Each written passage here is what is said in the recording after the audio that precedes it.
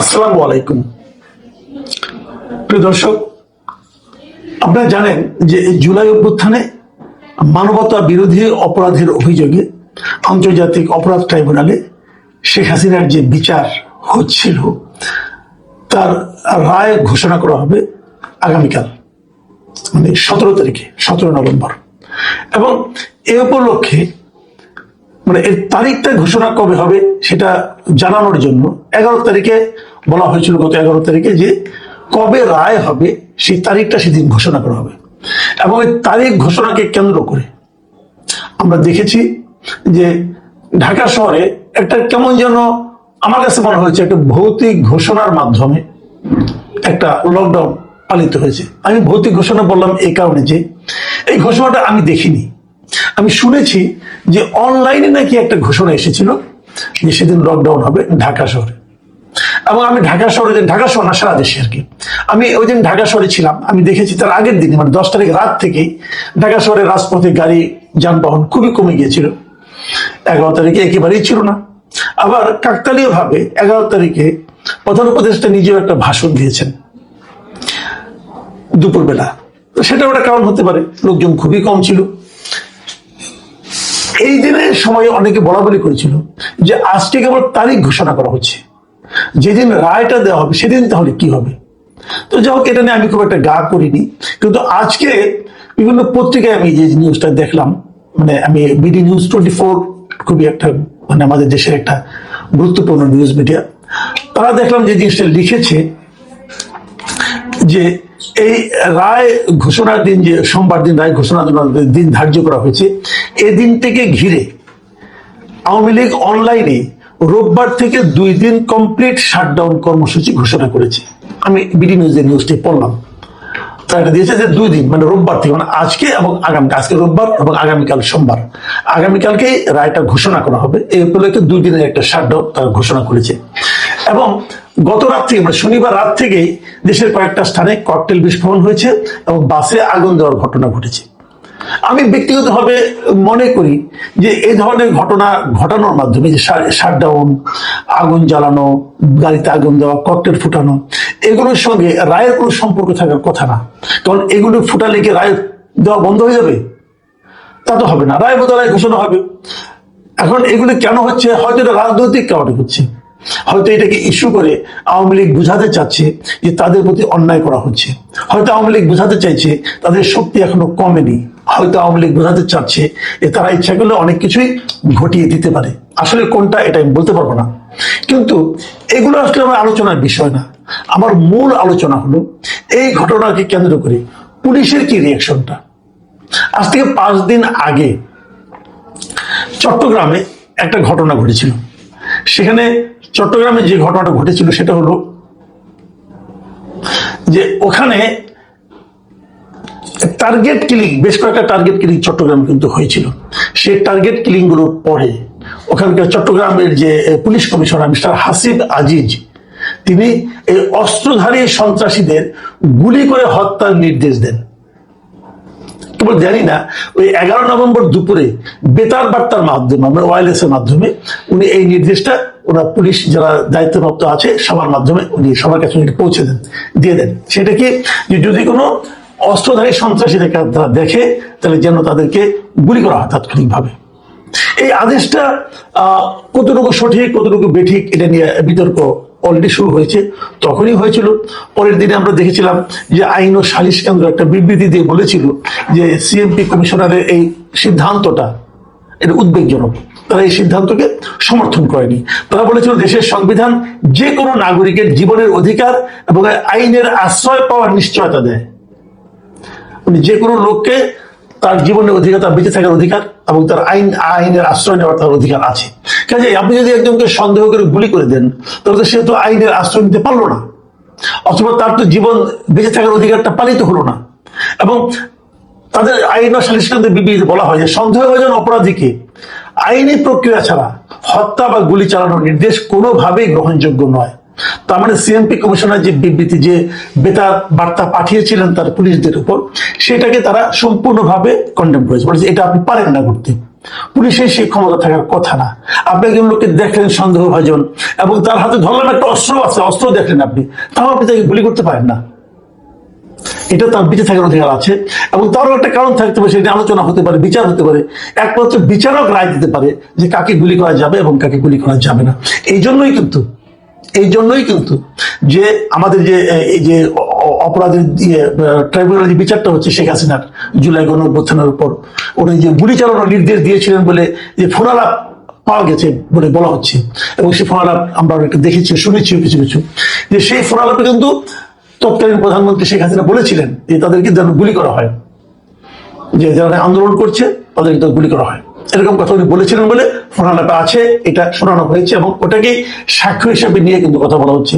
এবং যে রাজসাক্ষী আছেন যিনি ওই সময়কার আইজিপি, তিনিও হয়তো এই কথাটি বলেছেন যে শেখ হাসিনা অর্ডার দিয়েছেন করতে, কিন্তু এটা পারেন না শেখ হাসিনা।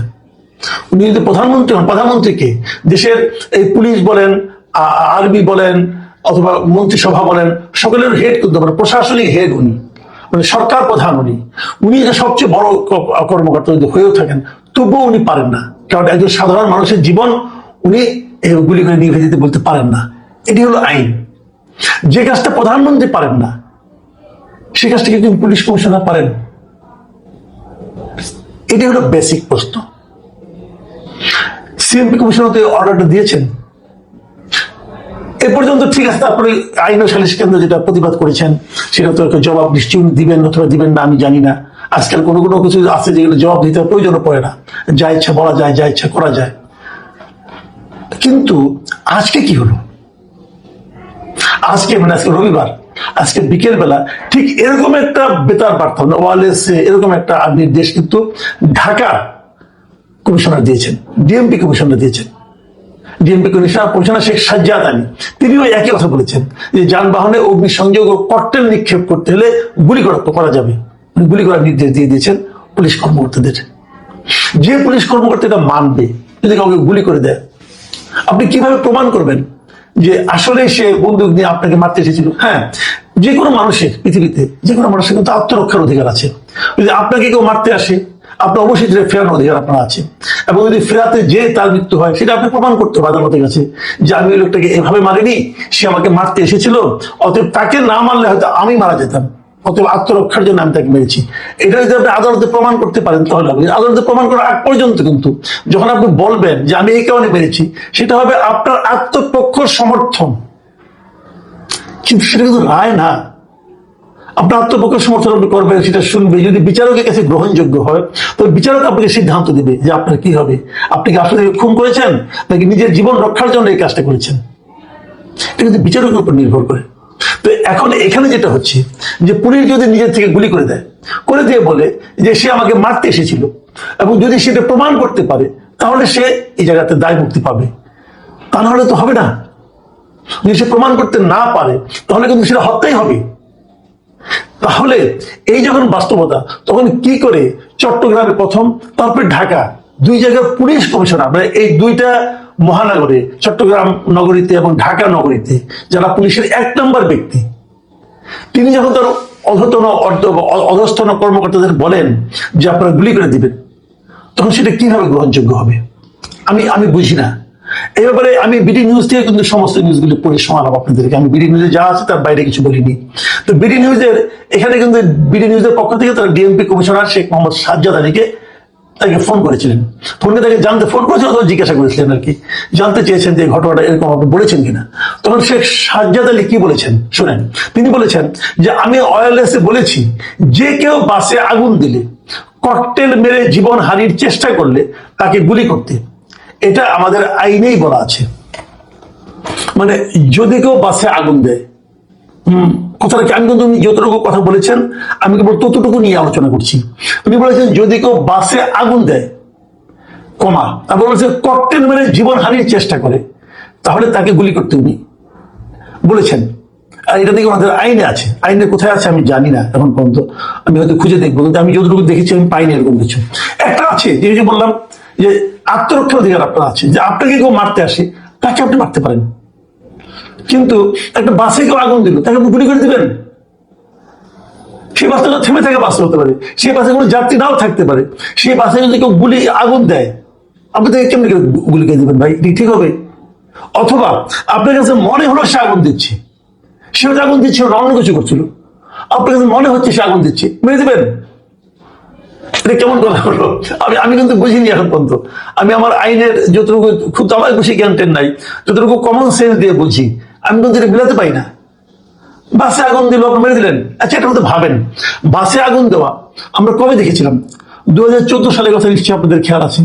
সেই সময় একটা আপনার নির্বাচন হয়েছিল, আওয়ামী লীগ অনেকটা না গাইড জোরেই করেছিল, 153টা আসনে তারা নির্বাচন ছাড়াই বিজয়ী হয়ে গিয়েছিল। এবং সেটাকে থামাতে যে দেশে অনেক অরাজকতা হয়েছে, অনেক বাসে আগুন ধরেছে। আওয়ামী লীগ বলেছিল এই আগুনগুলো বিএনপি জামাতের লোকরা দিয়েছে, আবার বিএনপি জামাতের পক্ষ থেকে বলা হয়েছিল আওয়ামী লীগের লোকেরা আগুনগুলি জ্বালিয়ে তাদের নামে দায় চাপিয়েছে। এরকম অনেক কথা কিন্তু হয়েছে।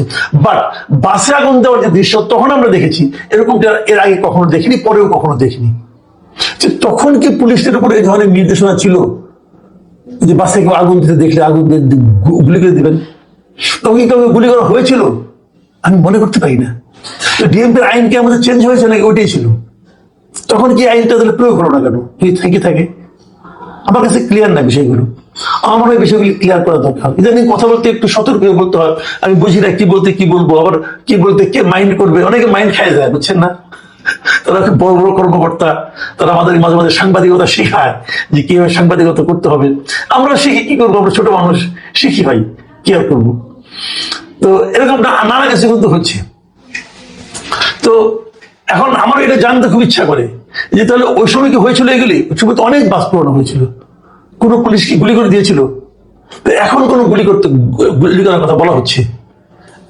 এটা কি নাকি এমনও হতে পারে যে ভয় দেখানোর জন্য হয়তো গুলি করবে না, যাতে এটা শোনার পর আগুন না ধরায় ভয় পায়। যদি সেটা হয় মন্দ না, তাহলে আগুনটা জ্বলবে কম, সেটাই দেখতে ভালোই। কিন্তু আমি এই জিনিসটা বুঝতে পারি না, যে কাজটা প্রধানমন্ত্রী করতে পারেন না, সে কাজটা পুলিশ কমিশনার সে অর্ডারটা দেন কিভাবে? প্রিয় দর্শক, এগুলো এক রহস্য। অনেক সমস্যার আমরা হয়তো জানি কিন্তু সমাধান পাই না। এটা হয়তো তেমনই কিছু একটা। তবে আমার মনে হয় 2 দিনের মধ্যে এটা নিয়ে হয়তো কেউ না কেউ আলাপ করবে, তখন আমি জানবো এরা কি বলে, আপনারাও জানবেন।